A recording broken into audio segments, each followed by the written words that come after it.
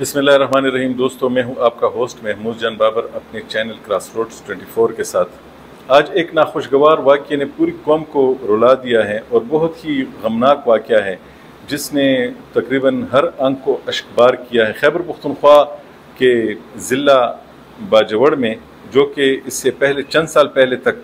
جب پاکستان میں یہ قبائلی علاقہ فاٹا ہوا کرتا تھا تو یہ اس کا حصہ تھا، اور جب فاٹا خیبر پختونخوا میں ضم ہوا، خیبر پختونخوا کے باقی اضلاع کی طرح اس کی حیثیت ہو گئی اور یہاں پر پولیس بھی چلی گئی، عدالتیں چلی گئیں۔ جس طرح باقی صوبے میں جو گورننس کا جو نظام تھا وہ یہاں بھی نافذ ہوا، تو پھر یہ ضلع بنا، اور اس ضلع بننے کے بعد یہ اس میں باقی اضلاع کی طرح کام جاری ہے، اور اب یہاں پر پورے پاکستان کی طرح ایک بندوبستی علاقہ ہے۔ اس سے پہلے اگر آپ کو یاد ہو تو یہ سال 2006، 7، 8 میں بہت زیادہ خبروں میں رہا تھا۔ خبروں میں اس لیے رہا تھا کہ یہاں پہ اگر آپ کو یاد ہو تو ڈماڈولا کا ایک واقعہ ہوا تھا، جو کہ اس کا ایک علاقہ ہے افغانستان کی سرحد کے قریب، جہاں پہ ایک مدرسے کو ٹارگٹ کیا گیا تھا، اور اس کے بارے میں یہ خبریں آئی تھی کہ وہاں پر 83 لوگ جو تھے تو وہ اس میں مارے گئے تھے، جن میں بچے بھی تھے اور بچوں کے علاوہ بڑے بھی تھے۔ اس ایک واقعے کے بعد پورے پاکستان میں جو اس کے رد عمل کے طور پہ کہیں یا کسی بھی وجہ سے کہیں، پاکستان کے مختلف علاقوں میں پھر خودکش حملے بھی شروع ہوئے تھے، تو یہ ایک اس کا یہ حوالہ بھی ہے۔ اس کے بعد یہاں کی مختلف بڑی بڑی خبریں آتی رہی ہیں کہ باجوڑ کا یہ علاقہ ایسا ہے۔ ابھی اس میں جو آج کا جو یہ واقعہ ہوا ہے تو یہ جمعیت علماء اسلام، جو کہ یہاں پہ آپ کو معلوم ہے خیبر پختونخوا میں اب اسے آپ برسر اقتدار کہہ سکتے ہیں، اور تحریک انصاف کی جو اگر اس کو اس کا میدان خالی چھوڑا جاتا ہے یا وہ میدان سے سیاست میں نکلتی ہے تو لوگ یہ سمجھتے ہیں کہ جمعیت علماء اسلام ہی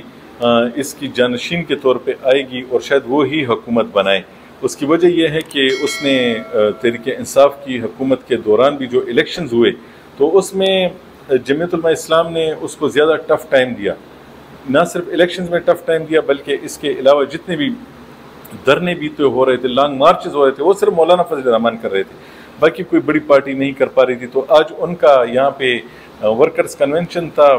تو شنڈائے موڑ اسے کہتے ہیں، یہاں پر ایک دبئی مارکیٹ ہے۔ دبئی مارکیٹ اس لیے اس سے کہتے ہیں کہ جمعیت کے ایک کارکن ہیں جو کہ ہوتے دبئی میں ہیں، کاروباری شخصیت ہیں، اس نے یہ مارکیٹ بنائی ہے اور یہ اپنی جماعت کے ایکٹیویٹیز ہی کے لیے استعمال کر رہے تھے، کیونکہ یہاں پہ ابھی کاروباری سرگرمیاں اتنی زیادہ نہیں ہوئیں۔ تو یہ بالکل باجوڑ کا جو کی تحصیل ہے خار، اس کے بالکل قریب ہی ہوا ہے، یعنی اس سے تھوڑے سی فاصلے پہ یہ مارکیٹ ہے، اور یہ اس وقت ہوا جب کہ جلسہ عروج پہ تھا۔ ابھی باہر کے علاقوں کے مہمان تو نہیں پہنچے تھے، لیکن وہ جو اپنے علاقے کے جو لوگ تھے وہ سارے کے سارے موجود تھے۔ اور ایک یہ خار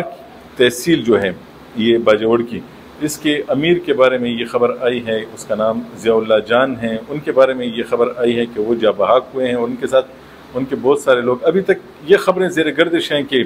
اس حملے کے بارے میں یہ خبر آئی ہے کہ یہ خودکش تھا۔ اب یہ خودکش ہے یا نہیں، تحقیقات تو بعد میں ہوں گی، لیکن اندازہ لگایا جا رہا ہے کہ یہ خودکش ہے،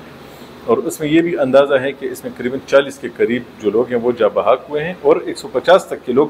جو ہیں وہ زخمی ہیں، جن میں سے ایک بڑی تعداد جو ہے ان کو قریبی اضلاع کے اسپتالوں میں لے جائے گی، اور جو بہت زیادہ شدید زخمی ہیں ان کو پاک فوج کی ہیلی کاپٹرز میں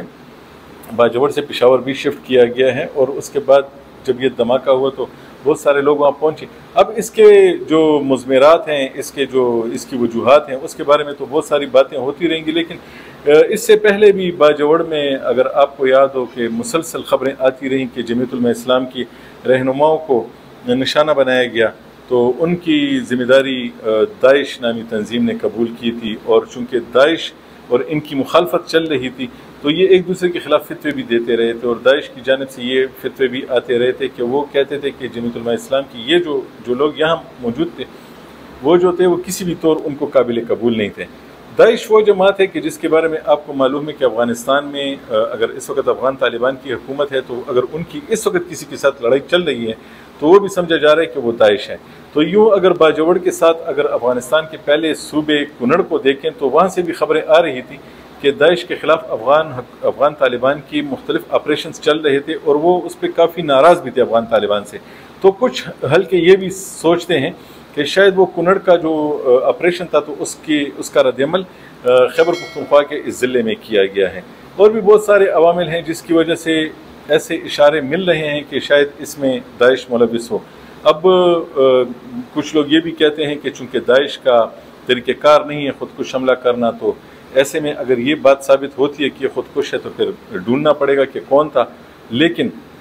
چونکہ جمیعت علماء اسلام اور داعش ایک دوسرے کے آمنے سامنے رہے ہیں اور ان کے ایک دوسرے کے خلاف فتوے بھی آتے رہے ہیں، تو اب تک جو معلومات ہیں تو وہ اسی وجہ سے ہیں کہ ایک تو جمیعت علماء اسلام کے حوالے سے داعش کو یہ بھی شکوہ ہے کہ وہ افغانستان میں جو طالبان کی جو حکومت ہے تو وہ ان کی بھی سپورٹر ہے، اور پاکستان میں بھی وہ پاکستان حکومت کے بھی ساتھ اس وقت حکومت کر رہی ہیں۔ تو ایسے بہت ساری باتیں ہیں کہ جو داعش کو جو چیزیں ناپسند ہیں تو وہ جمیعت علماء اسلام میں ملتی ہیں، اور اسی وجہ سے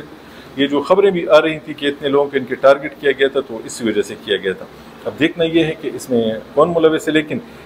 لگتا نہیں ہے کہ پاکستان میں جو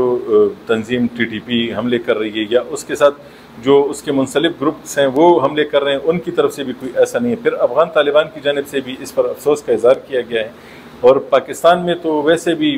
ابھی تک جو حملے ہو رہے ہیں تو جو بندہ حملہ کرتا ہے تو وہ اس کی ذمہ داری قبول کرتا ہے، لیکن ابھی تک اس کی ذمہ داری جو ہے ان گروپوں نے قبول نہیں کی جو پاکستان کی حکومت کے ساتھ لڑ رہے ہیں۔ تو اس شک کو تقویت مل رہی ہے کہ شاید یہ داعش نے ہی کیا ہو۔ ابھی اس کے بعد جو مزید اپڈیٹس آئیں گی وہ بھی آپ کے ساتھ شیئر کریں گے۔ تو اگلے ولاگ تک کے لیے اجازت دیے، اللہ حافظ۔